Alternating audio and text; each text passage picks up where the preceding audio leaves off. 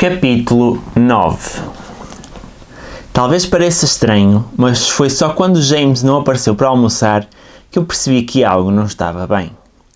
A Mercedes adormecera imediatamente ao sol, as alças do biquíni desamarradas nas costas, e eu passei as horas a ler uma biografia de Schlegel que trouxera caso tivéssemos a oportunidade de ir ao Museu de St. Paul de Vence.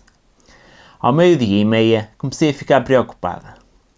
E apesar de ter tentado concentrar-me no livro durante mais alguns minutos, convenci-me de que alguma coisa teria acontecido. E se ele estivesse doente? Queixara-se bastante da diarreia. Talvez precisasse de um médico. Só me faltava arranjar chatices. Apertei o roupão e atravessei o relevado, sentindo-me demasiado impaciente enquanto esperava pelo elevador. Saí no segundo piso, caminhei apressadamente pelo corredor, balbuciando désolé a uma empregada que estava debruçada a aspirar o chão. Abri a porta do quarto e assim que o vi soube. Nunca vira um morto, mas a pele dele tinha aquele aspecto estático, o seu rosto uma expressão vazia que indicava a ausência total de vitalidade. O James não parecia estar a dormir. Parecia estar morto. O seu corpo enorme estava enrolado nos lençóis brancos, os pés com unhas espessas saíam da camisa de dormir, parecia um puto grotesco e velho. Tive a certeza, mas ainda assim fiz o que aprendera no cinema. Fui à mala buscar um espelho de maquilhagem e aproximei-o cuidadosamente do seu rosto. Nada. Não consegui tentar abrir-lhe os olhos, mas levantei delicadamente o braço, tentando sentir-lhe a pulsação. James? Sussurrei ansiosa, tentando abafar um grito que me queria sair. James? Nada. Contornei a cama e peguei no telefone para falar com a recepcionista, mas não o fiz. Senti-me tonta e com vontade de vomitar, mas não podia perder o controle. Ele bebera e normalmente não bebia, talvez não pudesse beber. Respirei fundo, estremecendo. Imaginei tudo, os funcionários apressados e discretos, a ambulância, a esquadra. Se fizessem a autópsia, encontrariam a mistura estúpida de tranquilizantes que a Mercedes lhe dera e seríamos condenadas por homicídio involuntário. Imaginei os jornais, os nossos nomes, o rosto da minha mãe. A possibilidade inimaginável de prisão. Ouvi subitamente o som do aspirador aproximar-se. A empregada preparava-se para limpar o nosso quarto. Corri até à porta, procurando por dentro os avisos de pequeno almoço e de segurança, deixando-nos cair, tentando encontrar desesperadamente o aviso de não incomodar. Num sítio como este, dar-nos-ia horas.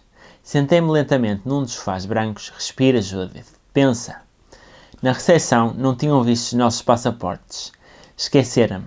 Assinara como LJ na conta do pequeno almoço e eram só iniciais.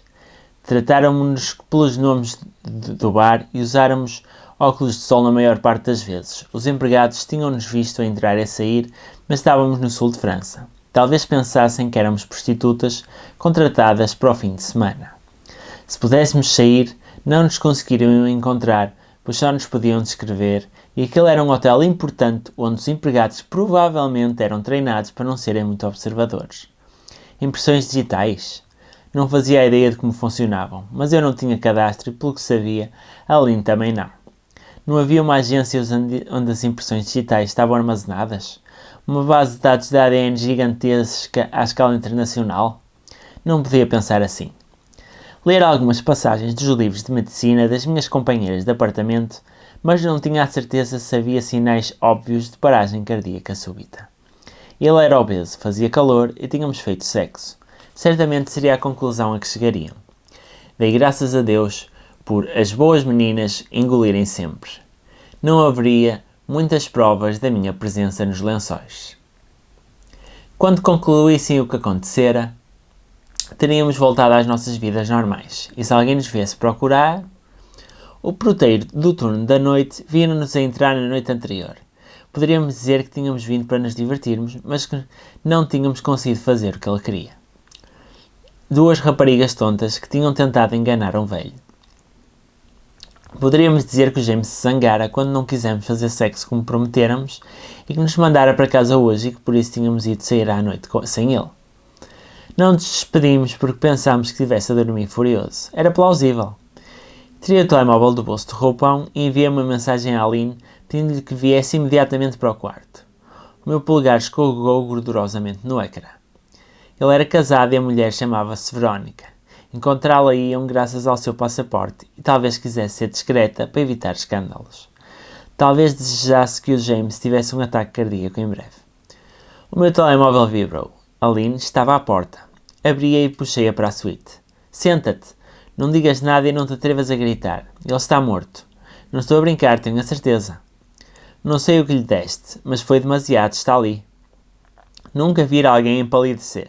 Era curioso notar que o sangue desaparecia mesmo do rosto, deixando a face de Aline esverdeada sob a pele morena. Fui à casa de banho, de onde trouxe uma toalha de linho que estava pendurada ao lado do bidé. Enrolei-a na minha mão e trouxe-lhe uma das garrafas pequenas de conhaque da minibar sem copo. Bebe. Aline bebeu o conhaque obedientemente de uma só vez e começou a chorar, afundando o rosto na manga do roupão. Não olhei para a coisa que estava na cama, limitando-me a pousar a garrafa vazia na mesa da cabeceira. Ele já tinha álcool no sangue, portanto isso não alteraria nada. Tentei falar numa voz o mais terna possível. Lynn, isto é mau, é muito mau, não podemos dizer a ninguém, percebes? Se dissermos é um crime, apesar de não termos feito de propósito. Podemos ir presas, diz-me que entendes. Aline acenou afirmativamente. Tinha um ar incrivelmente jovem. Eu trato disto. Queres que trate disto? Ela assentiu novamente grata, desesperada. Eu não acreditava que ela fosse capaz de resolver este problema, mas o instinto era a única coisa a que eu me poderia agarrar. Só tinha de me certificar que as minhas ações eram tão rápidas como os meus pensamentos. Aline começou a ofegar. Os soluços que abafava na garganta transformaram-se em histeria. Agarrei-lhe levemente nos braços. Olha para mim, Aline, olha para mim, para, respira, vá lá, respira fundo. Outra vez, é isso mesmo, vá lá, sentes-te melhor? Ela assentiu mais uma vez. Muito bem. Agora só tens de fazer exatamente o que eu disser. Não sabem que estamos no hotel, vai correr tudo bem. Ouve. Vai correr tudo bem. Veste-te algo elegante e simples. Põe tudo na mala, traz tudo da casa de banho, maquilhagem, garrafas, tudo. Não me parecia que fizesse diferença, mas queria mantê-la concentrada para que não gritasse. Entrou lentamente no nosso quarto, caminhando como uma doente internada num hospital. Voltei para junto do James. Se desviasse o olhar, tudo correria bem, mas tinha um medo repugnante de que uma das suas mãos gordas e inertes se levantasse subitamente e me agarrasse. Olhando em redor, vi o seu casaco azul marinho de linho pendurado numa cadeira. Usando de novo a toalha para cobrir a mão, retirei o telemóvel do bolso interior, estava desligado. Ótimo! Retirei também a carteira que continha cartões de crédito, carta de condução e algumas notas de 50 euros e um clipe de prata da Tiffany para notas. Provavelmente um presente da Verónica. Retirei o dinheiro. A maioria era em notas cor-de-rosa de 500 euros e havia algumas amarelas de 200. Contei-o, não acreditando no total e recontando-o. Depois recordei-me. Estávamos no Eden Rock. O hotel era famoso por só aceitar dinheiro e lembrei-me de ler algumas críticas contra isso. Sabia-se lá quando custaria uma suíte neste hotel e o James teria levantado dinheiro para pagar a conta, além de que prometera dar-me. Tinha pouco mais de 10.000 euros. Retirei 2 notas de 50 da carteira, acrescentei-lhes 200 e voltei a pô-las no clipe no bolso do casaco. Por instantes, quase perdi a cabeça e pensei em sacar-lhe o Rolex de ouro do pulso, mas isso teria sido demasiado estúpido. Enrolei o resto do dinheiro e guardei-o no bolso do meu roupão.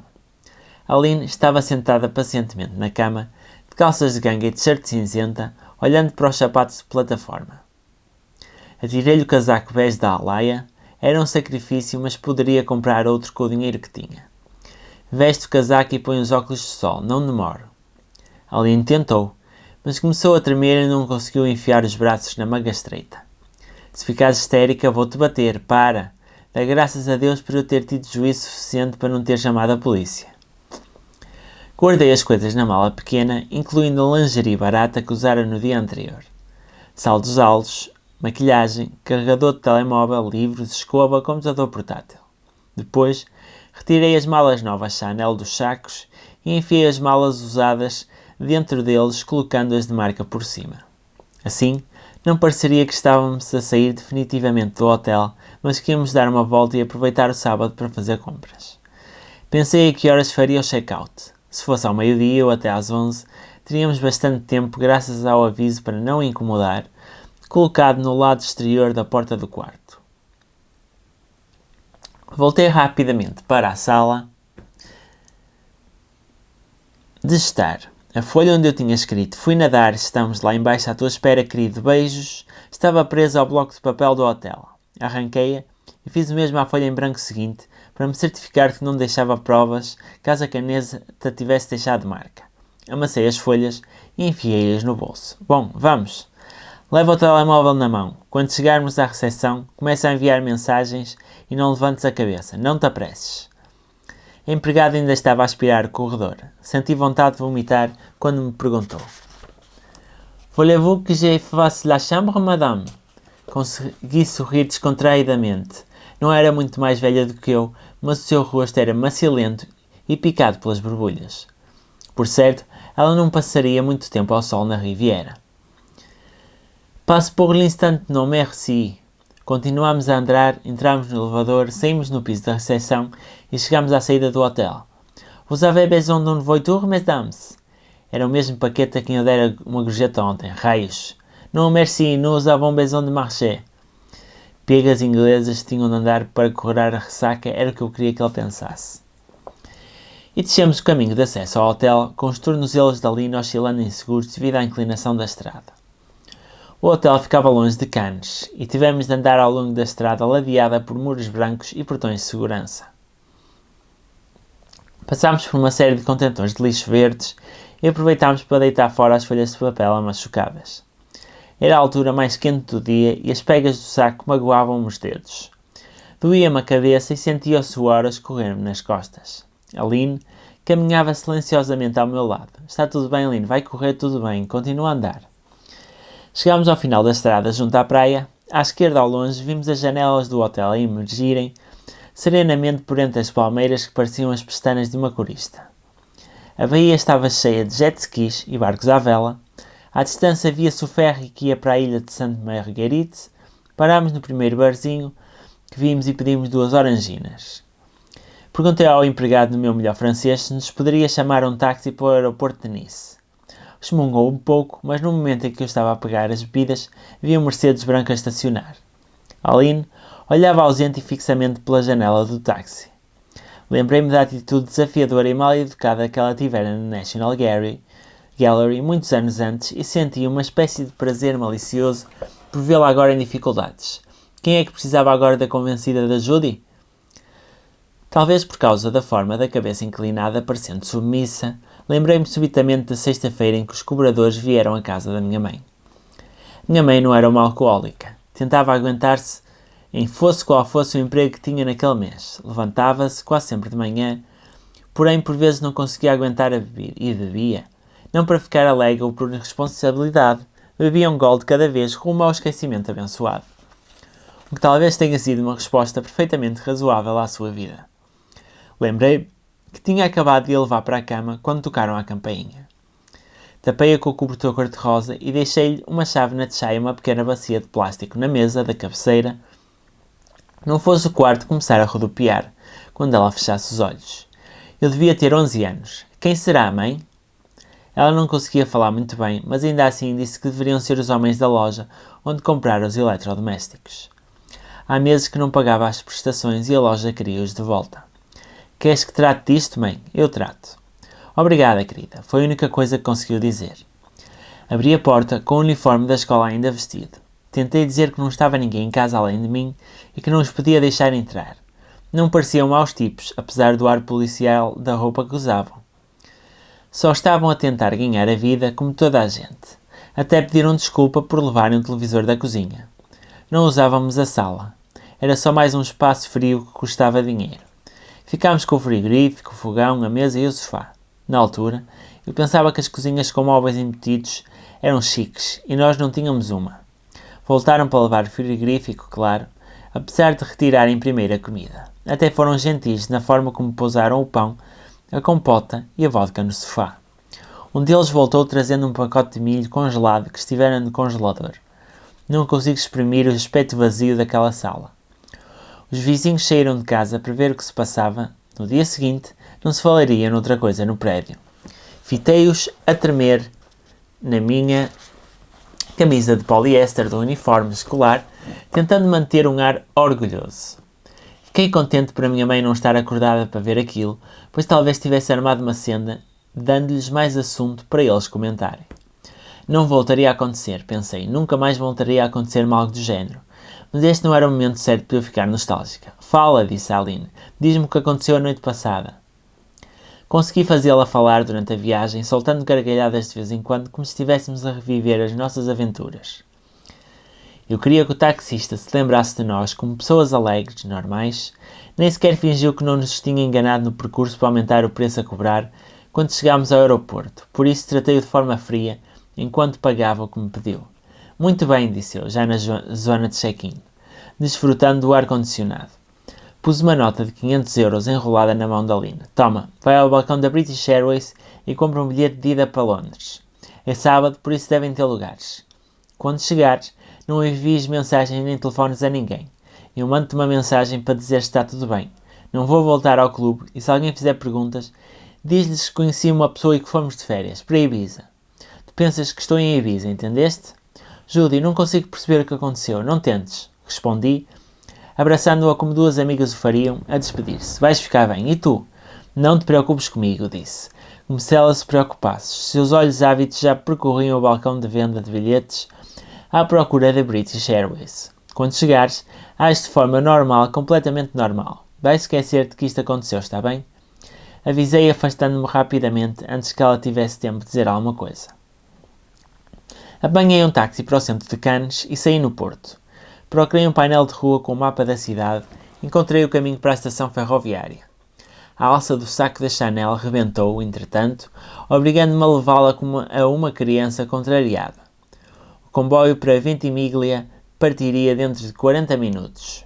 Pensei em guardas fronteiriços ou em tentar encontrar o consulado britânico e pôr-me à mercê de um jovem diplomata, mas forcei-me a recordar o cadáver de James, que ainda estava naquele quarto trancado com o cheiro fúnero das flores. Tinha tempo. Comprei um exemplar da Gala, uma garrafa de Evian e um maço de Marlboro Lights. Sentei-me com a revista aberta no colo, a fumar compulsivamente e escondida atrás dos óculos de sol. Não tinha planos, mas tinha 9.000 euros e estava a caminho de Itália. Não me permiti pensar em nada até o comboio atravessar a fronteira. Bebi pequenos goles de água e tentei parecer interessada nas vedetas francesas dos reality shows que desconhecia por completo. Comecei depois a ler a biografia de Chagall, lembrando-me de virar as páginas de vez em quando. Pela janela, via a paisagem, outrora deveria ter sido encantadora, com aldeias dispersas pelas montanhas, mas agora era atravessada por redes de autoestradas e viam-se muitas vilas recém-construídas, por entre enormes estufas industriais. Em Ventimiglia, fiz o transbordo para o comboio de Génova e de um momento para o outro dei por mim na verdadeira Itália. Da última vez que lá estivera, fora passar um mês em Roma, com uma bolsa de estudo após a minha licenciatura. Lembrei-me do que então senti. A luz diferente, o ritmo da língua fluida e envolvente. A carruagem ia cheia de rapazes com relógios enormes e óculos de sol ainda maiores que lhes davam um ar excêntrico que não fosse a inefável autoconfiança dos italianos. Havia também mulheres de aspecto sofisticado que usavam bons sapatos de pele e muitas joias. Seguia igualmente um casal americano com mochilas, guias turísticos e sandálias horríveis. Em Génova, fiz novamente o transbordo. Sempre tive vontade de ir a Portofino, mas não havia comboio para lá. Segundo me disse em italiano um funcionário dos caminhos de ferro. A estação mais próxima era Santa Margherita. Lá teria de apanhar um autocarro ou um táxi. Até então, ainda ninguém me pedira para mostrar o passaporte, mas eu sabia que iria ter de me mostrar se quisesse reservar um quarto de hotel. Reconstituí o percurso na minha mente. Judith, Rashleigh, a terra e Nice. Não tínhamos chegado com o James, e alguns dias depois aparece em Portofino. O que havia para associar a um tipo morto que, tanto quanto eu sabia, ainda esperava que eu descobrisse no seu quarto do Eden Rock? Nada. Nada mesmo. Eu teria de arriscar ou dormiria na praia. Santa Margherita tinha um ar idílico e era o género de local onde eu imaginava que Audrey Hepburn tivesse passado férias. Casas antigas e altas, de fachadas amarelas e ocres, emolduravam uma baía dupla na qual se via uma marina, onde estavam atracados iates imponentes ao lado de barcos de pesca de madeira. O ar era puro, com um odor a gardénias. As crianças que corriam pela praia tinham um aspecto chique, com as suas blusas e calções. Não havia uma t-shirt hedionda cheia de lantejoulas por perto. Enquanto descia a custo dos degraus de ardósia cinzenta da estação que davam até à praia, comecei a sentir-me farta de saco da Chanel com a alça estragada. Porto Fino poderia esperar. Precisava de tomar um duche e de mudar de roupa. Havia vários hotéis na primeira curva da baía, diante da zona pública da praia e da zona concessionada, com guarda-sóis vermelhos e brancos e espreguiçadeiras dispostas em linha reta, como só os italianos sabem fazer. Nem pensei. Entrei no hotel mais próximo e reservei um quarto. Falei em inglês, acreditando que assim chamaria menos a atenção. Quando a recepcionista me pediu o cartão de crédito, disse algo de forma rápida e complexa para que ela não percebesse. E com boa disposição mostrei-lhe 2 notas de 200 euros. Deixou-me pagar 2 noites adiantadas e pediu-me passaporte. Senti o mesmo que sempre sentia quando ia a uma caixa multibanco ao fim do mês ao vê-la, a inserir laboriosamente os meus dados no computador e tentando manter um sorriso agradável nos lábios. Pegou no telefone. Meu Deus, estaria a telefonar aos carabinieri? Não entres em pânico, não entres em pânico. Podia largar as malas e sair daqui em segundos, com o rolo de notas enfiado no bolso. Havia uma praça de táxis lá fora, onde estava apenas um Audi, com o taxista encostado à janela aberta. Tive de me esforçar para manter a respiração calma, para resistir à vontade de todos os meus músculos de largar a correr. A recepcionista estava a falar com o serviço de limpeza. Telefonara para lá para garantir que o quarto estava pronto. Deu-me uma chave antiquada num porta-chaves de latão pesado e desejou uma boa estadia. Dei-lhe a entender que eu próprio levaria as minhas malas. No quarto, atirei tudo para cima da cama, abri a janela e ignorei o aviso proibido de fumar. Surpreendi-me ao reparar que o sol se punha ao longe, no cabo, desenhando fitas roxas nas ondas. Eu passara o dia todo em viagem, não em fuga. A pôr-me na alheta. As cortinas cor-de-rosa claras ondulavam enfunadas pela brisa marítima. Senti um sobressalto e quase gritei. Durante um segundo, o tecido formou 2 braços inchados, estendidos na minha direção. Fiquei petrificada, com o coração a bater tão alto que o ouvia, apesar do ruído da rebentação das ondas vindo do exterior. Depois, soltei uma risadinha. O James talvez parecesse um papão, mas estava morto. Eu tinha 8.474 euros em dinheiro, não tinha emprego e deixaram morto noutro país. Pensei por instantes em mandar uma mensagem à Aline, mas decidi não o fazer. No dia seguinte, iria comprar um telemóvel novo, transferiria depois os contactos e atiraria o velho para o Porto. Dei uma passa e esperei que o medo voltasse. Não voltou. Estava em Itália, no pino do verão, e pela primeira vez na vida era livre. Não tinha de me preocupar com dinheiro durante algum tempo. Pensei em comemorar, mas tinha de me acalmar. Porém, não consegui tirar o sorriso idiota do rosto. Pela primeira vez, não precisava de dormir com alguém para me sentir intocável.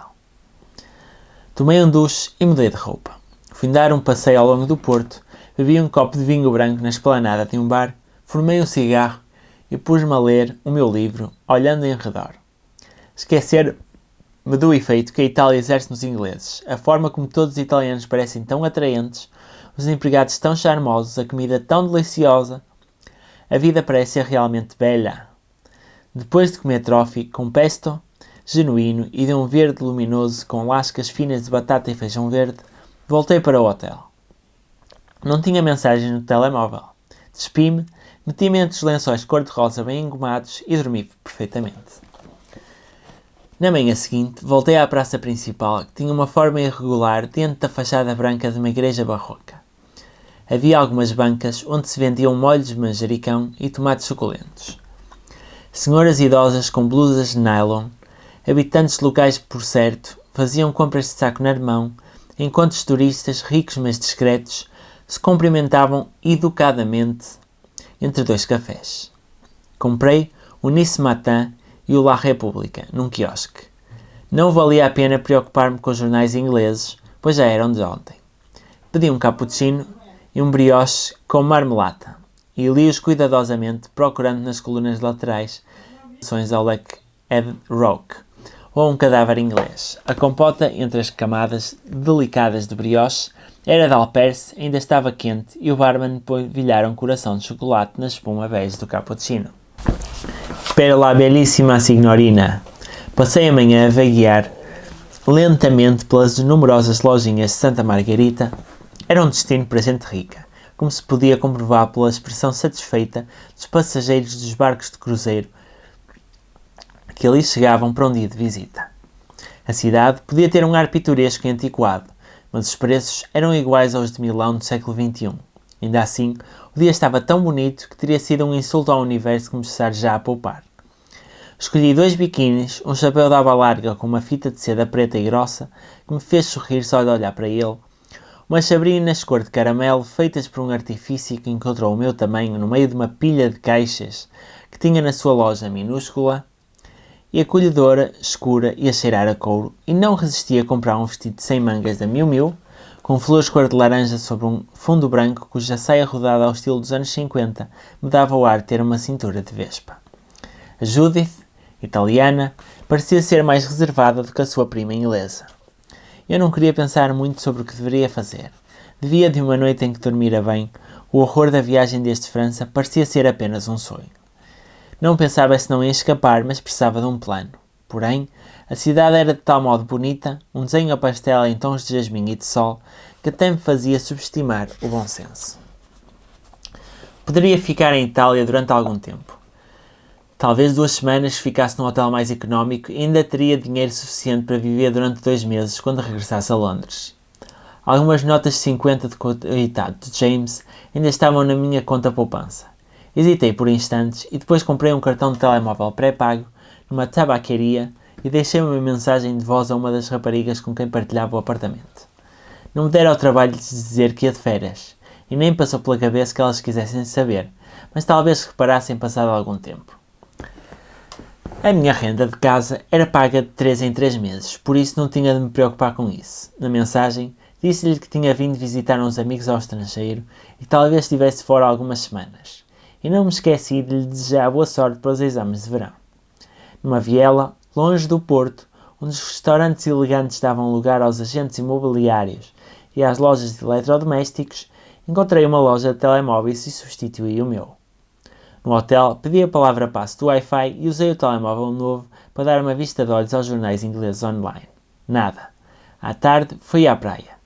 Estava cheia de adolescentes que olharam fixamente para mim, mas não me incomodaram. Depois, tomei um duche para ir tirar o sal do cabelo, pus o vestido novo e usei uma maquilhagem suave, rímel, batom de brilho, blush. Bonita, mas sem dar nas vistas. Tive vontade de perguntar ao taxista se estava a gozar comigo, quando me disse que teria de pagar 50 € pelo percurso de 5 km até Portofino, mas ele olhou mal disposto para mim e disse: "Cosi?" Detinham uma espécie de monopólio, imaginei. As pessoas ficavam no Splendid, não apanhariam um autocarro nem mortas. A estrada estendia-se por uma faixa tão estreita entre o mar e os íngremes penhascos que só podia passar um veículo de cada vez.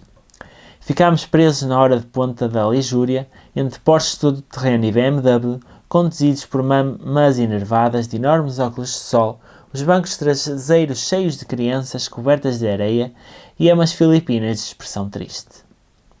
O taxista blasfemou e tamborilou com os dedos no volante, mas não me importei. Pela janela senti a fragrância das figueiras que cresciam junto às enseadas rochosas de água cor de esmeralda e por entre os seus ramos vislumbrava vilas magníficas do século XIX. Tinha lido informações sobre Portofino. Agradava-me saber que as pessoas que achavam isso importante diziam que os melhores Bellinis do mundo eram feitos aqui, e não no Harry's Bar em Veneza. Eram verdadeiramente patéticas as pequenas coisas a que eu me agarrava. A praça da pequena vila piscatória aparecera frequentemente nas revistas cor-de-rosa que eu lia no Stade Club. A Beyoncé a descer com insegurança de um iate e o Leonardo DiCaprio a franzir o sobrolho por baixo de boné, porém, as fotografias dos paparazzi não mostravam como a praça era pequena. Uma única rua dava acesso a um espaço pouco maior do que um campo de ténis, mas um campo de ténis rodeado de lojas de Dior e de camisolas de cachemira. Atravessei a praça, entrei no café, no lado esquerdo e pedi um Bellini, a um empregado de cabelo grisalho com um ar muito clássico. Claro que era um clichê, mas toda a vida de Portofino parecia ser um clichê, a ideia que todos temos do bel paese. O empregado de mesa voltou com um copo com polpa de pêssego de uma cor de rosa níveo, abriu meia garrafa de Veuve Clicquot e misturou delicadamente champanhe com néctar do fruto. Colocou pratinhos com presunto, alcaparras, crostini e bocadinhos de parmesão em redor de cocktail. Provei. Era delicioso. O tipo de bebida que se podia beber até nos esquecermos de nós próprios. Mas bebia devagar, a olhar para o último ferry, com um turista que se afastava do porto, num frenesim de telemóveis japoneses a tirar fotografias. O sol ainda brilhava forte, mas suave, e amaciava o céu atrás do promontório a oeste da vila coroada pela igreja, que fazia lembrar um bolo de casamento. Lambi o sal e o sumo de pêssego dos lábios, um Instagram sensual. Sabia que me deveria sentir triste com o que acontecera ao James, mas se não tivesse sido a sua morte a proporcionar-me aquele momento, eu nunca teria desfrutado dele. Um belíssimo barco de madeira atracava no cais. Era um daqueles barcos tradicionais de pesca e genoveses a que chamam gozzi, com bancos bonitos almofadados elegantes e um toldo branco. Um pequeno grupo de pessoas da minha idade desembarcou, agradecendo ao piloto, que vestia apenas uns calções de ganga e tinha um chapéu de marinheiro, do qual saíam algumas madeixas de cabelo de um louro improvável. Lembrei-me que os vikings tinham velejado ao longo desta costa muitos séculos antes e que italianos louros e de olhos azuis não eram raros por aqui e na Sicília. Fiquei fascinada com o grupo de 4 homens e 2 mulheres. A forma como avançavam revelava uma pose descontraída, como se o facto de estarem em Porto Fino não tivesse nada de especial, como se ignorassem que era o sonho de muita gente que vive nos arredores das nossas grandes cidades, nos seus percursos de casa para o trabalho. Sentaram-se numa mesa próxima da minha, puseram-se a fumar, pediram as bebidas e começaram a fazer telefonemas, pelo que consegui ouvir, para combinarem em casa de quem iriam jantar com outros amigos. Observei-os. As raparigas não eram propriamente bonitas, mas tinham aquele ar requintado fruto de várias gerações abastadas, pernas compridas e tornozelos finos, cabelo brilhante, dentes perfeitos e não usavam maquilhagem. Uma delas trazia a camisa do namorado, presumi, por cima do biquíni com um monograma discretamente visível nas dobras de linho, e a outra vestia uma túnica branca, bordada, e sandálias da marca Manolo, de camurça verde, sem salto, e já um pouco riscadas, que eu sabia custarem no mínimo 500 euros. Senti-me um pouco crispada por ter reparado nisso, porque obviamente uma rapariga como ela nunca prestaria atenção a tal coisa. Os homens de tipo semelhante tinham o cabelo escuro e espesso pelo colarinho, ombros largos e magros, como se não tivessem feito mais nada na vida, senão esquiar, nadar e jogar ténis, o que muito provavelmente não tinham. Havia na atitude destas pessoas algo de inato, comparados a Aline e a mim. Com as nossas roupas requintadas, a que faltava simplicidade, eles tinham um ar natural, o que nenhum cartão de crédito conseguia comprar. Era o aspecto das pessoas verdadeiramente ricas, pensei, como se nunca, mas nunca mesmo, tivessem de esforçar para o ter. Rodei o meu copo e continuei a observá-los até se levantarem e afastarem. A rapariga da camisa entrou num edifício do outro lado da praça e, alguns minutos depois, apareceu num terraço por cima da loja Dior, a falar com uma empregada que usava um uniforme cor-de-rosa claro. Talvez tivessem combinado fazer jantar em casa dela, não que tivesse de ir às compras, cozinhar ou lavar a louça. Eu não gostava destes pensamentos, eram amargos. Estava demasiado habituada a estar do lado de fora a olhar para dentro. O bar começava a encher, sobretudo com alguns casais americanos demasiado vestidos, talvez hóspedes do Splendid, lá em cima no cume da montanha, que tinham vindo de dar um passeio para tomar um aperitivo. Pensei em tomar outra bebida, mas a conta deixava de num pires pequeno, já ia nos 40 euros. Talvez pudesse voltar a Santa Margarita a pé, pelo caminho pedonal de Madeira. Deixei 2 notas e algumas moedas em cima da mesa, preparando-me para sair. Havia 3 barcos enormes ancorados no lado direito do porto, absurdos pelas suas dimensões, como baleias num aquário de peixinhos dourados. 2 membros da tripulação, com calções brancos pelos joelhos e cintos de couro polido, baixavam uma prancha de desembarque de um dos barcos, o maior. As linhas pesadas e o tom mate do casco, que parecia carvão revestido a borracha, davam-lhe um ar quase militar, como se pudesse desaparecer sob as ondas para transportar o vilão de um filme de James Bond para um esconderijo subaquático. Era um barco feio, mas impressionante. Um minuto depois, surgiram 2 pares de sapatilhas Nike a descer, seguidas de pernas com calças leves e t-shirts garridas e com enormes logotipos da marca.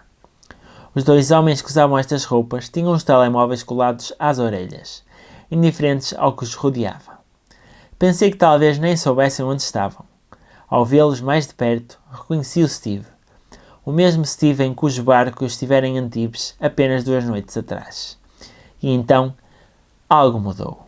A atmosfera meio adormecida que me rodeava foi bruscamente atingida por uma descarga de adrenalina tão forte que pensei que toda a gente na praça a teria sentido. As cores suaves da paisagem intensificaram-se, ganhando como uma vida tropical à medida que os 2 homens se aproximavam. O meu cérebro vibrou desperto porque vira subitamente o que isto poderia representar para mim. Respirei fundo e levantei-me da mesa devagar. Era o que os ricos faziam, não era? Estavam sempre a cruzar-se em St. Moritz, em Medvedev, na ilha de Elba ou na de Pantelleria. Tinha de me comportar como um deles. Descontraída e informal. Pus os óculos de sol dentro da mala. Eles dirigiam-se para a zona de restaurantes com tolos verdes dentro da doca. O Puni era mais um sítio famoso sobre o qual já lera alguma coisa. Continuei a caminhar de forma a cruzar-me com eles em diagonal, deixando que a saia rodada quase roçasse nas pernas do Steve. Ele ainda estava a enviar uma mensagem de texto. Virei-me e os nossos olhares encontraram-se. Steve? Ele ergueu a cabeça, tentando lembrar-se de quem eu era. Aproximei-me confiante e beijei-o no rosto. Sou a Laura. Conhecemos em Antibes. Ah, sim, Lauren. Olá, como estás? Parecia pelo menos que me tinha reconhecido. Cumprimentei o outro, o companheiro da jacuzzi da Lynn, pelos vistos se chamava Tristan, o que nunca imaginei. Estivemos ali de pé durante 1 minuto, com alguma crispação. Fazer conversa não era claramente algo que o Steve gostasse, mas eu não podia perder esta oportunidade. O Steve ainda não sabia, mas estava prestes a ser o meu Lancelot. Foi uma noite super divertida aquela, não foi? Sim, foi. Meu Deus, nunca mais íamos sair disto. A minha amiga, bem dizer, é mais uma conhecida que amiga. Voltou para Londres. Estou cá com os amigos ali, disse eu apontando vagamente na direção das montanhas salpicadas de vilas. Mas já foram para a Córsega e eu parto amanhã. Nós acabamos de chegar. Planeámos levar o barco pela costa até à Sardenha, disse o Steve. Fingi que ele nada me disse. Tens planos para esta noite? Perguntei, tentando fazer um ar sedutor, mas não desesperado, apesar de estar disposto a dormir, congamos como quisessem, com os tripulantes a baterem palmas se me desse acesso ao barco. Um barco atravessava mais facilmente as fronteiras que um cadáver. Vamos só ver algumas pessoas. Por que não jantas connosco? Não te apresses a ajeitar, Judith. Ora, tenho as minhas coisas em Santa. Depois vais lá buscá-las? Sucesso. Está bem, obrigado. Aceito com muito prazer. O Steve pediu uma garrafa de Dom Perignon 95, o que talvez me tivesse impressionado numa outra vida. Chegaram, entretanto, 2 tipos mais velhos, camisas abertas, mostrando o peito bronzeado e as suas acompanhantes estónias com ar de enfado. Pedimos entradas de polvo, que ninguém comeu a não ser eu. O Steve encomendou 2 garrafas de vermentino e depois apareceu um grupo de banqueiros milaneses vindos de Forte dei Marmi, um dos quais não parava de lisonjear o Steve, tendo-se mesmo oferecido para me levar rapidamente a Santa, no seu Alfa Romeo Vintage, para eu ir buscar as minhas malas. Após o meu regresso, fomos todos para um bar flutuante em Paraji, onde as estónias seminuas fizeram dança no varão e toda a gente encomendou sushi que ninguém comeu. E mais tarde, fomos para o barco fumar corribas e snifar coca no jacuzzi. O Steve exibiu a aparelhagem de som submersa, o que significava que poderíamos ouvir a Rihanna enquanto nadávamos na piscina no convés superior se nos apetecesse. Aceitei todas as bebidas que me deram sem beber uma única gota. Obrigado, Ollie. E não me afastei do Steve quando uma das moças velhas estendeu a mão por entre as bolhas do jacuzzi na minha direção como se eu fosse a sua prioridade. Acabei deitada na cama imensa do Steve, pronta a fazer tudo o que ele me pedisse, mas ele limitou-se a dar-me a mão e virou-se de lado sem nada dizer, deixando-me adormecer embalada pelo oscilar suave e regular das ondas. De manhã ele não estava na cama. Sentei-me, contente por não ter bebido, e encostei o rosto à vigia. Mar e céu. Porra! Tinha conseguido. Havia um tabuleiro em cima da cama, sumo de laranja, um bolo de prata com café, ovos mexidos e torradas sob uma tampa de prata, fruta, iogurte, croissants. Uma pequena jarra de cristal com uma única rosa branca. O FT, Times e Daily Mail de dia, porque toda a gente os lê. Talvez os multimilionários tivessem conhecimento no mundo do jornalismo, para não terem de se limitar aos jornais estrangeiros do dia anterior. Li-os por alto. Nada. Alguém tinha desfeito as minhas malas, os sapatos estavam alinhados e revestidos de papel de seda, os meus escassos vestidos encontravam-se pendurados em cabides, cada um deles com um saquinho de linho perfumado com pétalas de rosas. Tomei duche, na casa de banho cujo chuveiro duplo e sauna privada faziam o Eden Rock parecer um bocado tosco. Atei o cabelo e vesti uma t-shirt cinzenta, simples, por cima do biquíni mais mínimo que comprar em Santa. O Steve estava no camarote de luxo, em calções e tronco nu, bebendo café de uma caneca enorme da Starbucks, fitando uma fila de ecrãs tremulosentes. Correntes de dinheiro, pelas portas de vidro de convés, vi o Tristão levantar halteres. Olá, querida, disse ele. Querida era bom. Ainda não sabia como agir. Não queria ser relegada à categoria das pegas estónicas, mas era claramente o tipo de rapariga que vinha para um barco com um perfeito desconhecido sem aviso. O tipo de rapariga que vai para um hotel em Santa Margarita durante 2 noites e depois desaparece sem usar passaporte, bilhete e sem parar em fronteiras. Pousei por momentos as mãos nos seus ombros, sentindo o cheiro limpo da sua pele e da água de colónia, acariciando-lhe com os lábios a fronte, onde o cabelo começava a ficar ralo. Olá! Vamos aportar em Porto Venera esta noite. Vamos? Nós? E nós? Também era bom. Muito bom.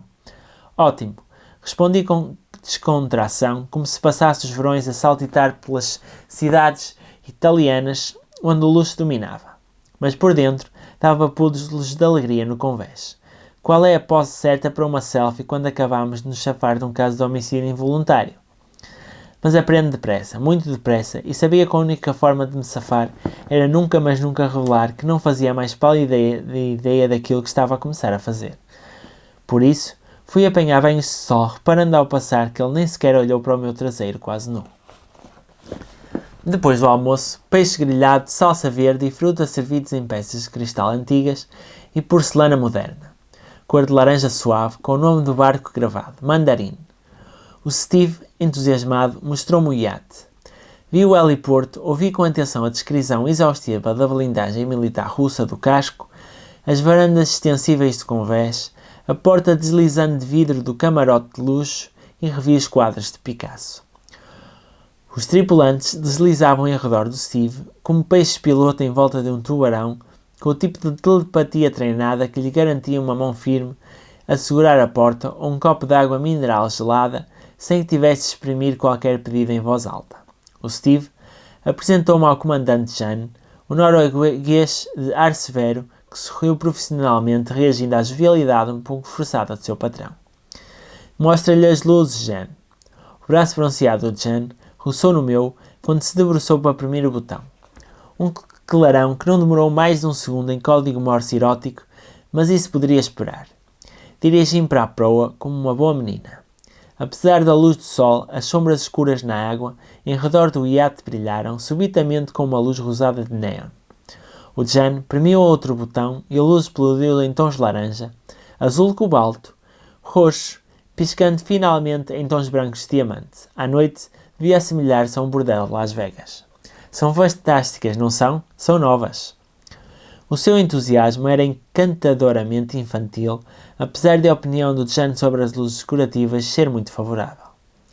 Passámos pelos camarotes que, à exceção do quarto que eu partilhara com o Steve, eram surpreendentemente exíguos. Quando acabámos, o Steve mostrou-me o seu novo brinquedo, um planetário pessoal instalado na ponte de comando. Está equipado com lasers para se poder localizar as constelações no céu real. Aqui, até as estrelas podiam ser reconfiguradas a seu bel prazer. É uma pena não poder ver isto em ação, disse de forma hesitante. É melhor deixar-nos desembarcar esta noite. Tens de ir a algum lado? Olhei para ele por entre as pestanas. Nem por isso. Por que não ficas? Podemos passar algum tempo juntos. Os seus olhos não exprimiam qualquer tentativa de sedução. Ajustei os meus. Claro, adorava, obrigado. Posso pôr as minhas coisas no teu quarto? Claro. E foi assim.